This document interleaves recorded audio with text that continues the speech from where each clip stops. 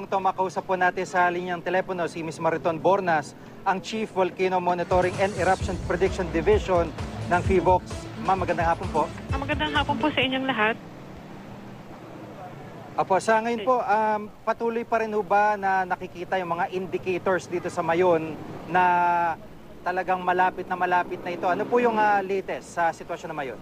Well, Jiggy, matapos nung bumaba yung seismic activity nung nagsimula ito nung weekend hanggang sa last Wednesday, nanumbalik yung mga volcanic earthquakes natin. No? So, kahapon hanggang kaninang alas 5 ng umaga, nakapagtala tayo ng 6 na rockfall events at 9 na volcanic earthquake events.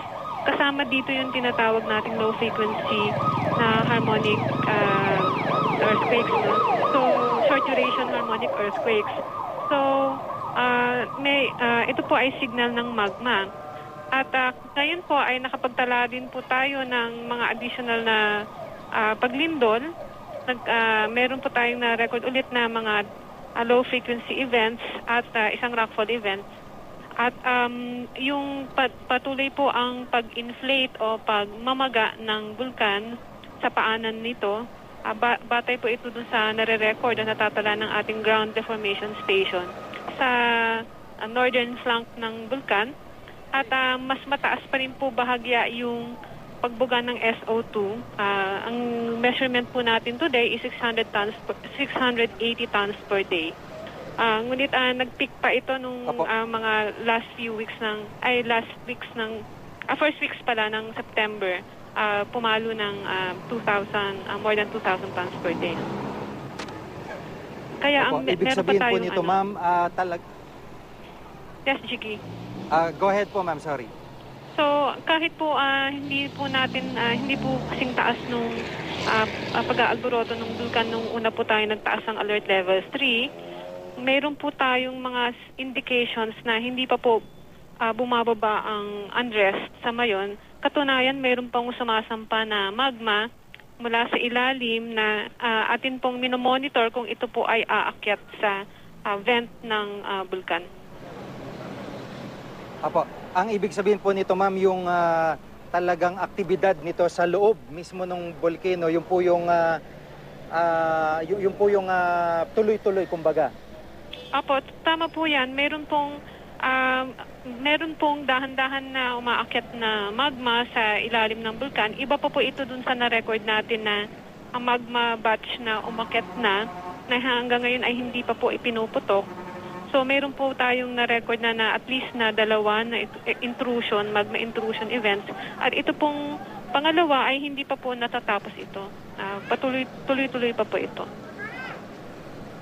Apo, sa ngayon po ba, ma'am, may estimate o pagtansya yung PHIVOLCS kung kailan maaari na makita o mangyari na po itong pagputok na inabangan?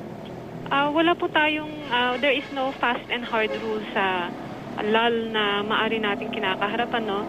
Kung pagbabatayan natin yung nakaraang ugali na lang ng bulkan, maaari po itong magtagal ng ilang araw hanggang sa ilang buwan. No? Noong 1984, merong LAL ng ilang buwan, meron ding LAL ng 4 na araw kung saan talagang completely na nahimik ang bulkan bago nagkaroon ng explosive eruption. Noong 2006 eruption ng Mayon na nag-umpisa noong February sa pamamagitan ng mga maliliit na ash explosions, February 2006, yung lava dome ay sumulpot nung nakaraang taon pa, August 25, 2005. So napakatagal nung hinintay na panahon bago mag-mature yung eruption.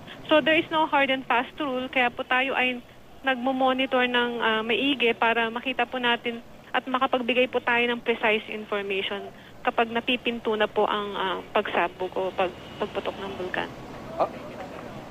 Opo, at sa sitwasyon ngayon, ito pong LAL na tinatawag o yung mukhang pananahimik ng bulkan ay hindi pa rin dapat baliwalain ng ating mga kababayan. Ano po, ma'am?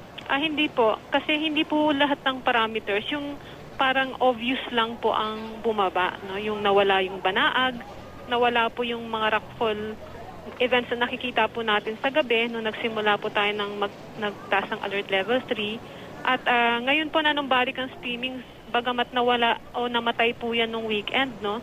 At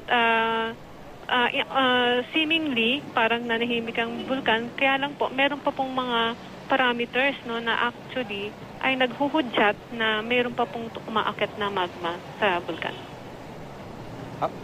Opo. Maraming salamat po sa pagkakataon. Si Ms. Mariton Bornas, ang hepe po ng Volcano Monitoring and Eruption Prediction Division ng PHIVOLCS. Maraming pong salamat, ma'am. You're welcome po.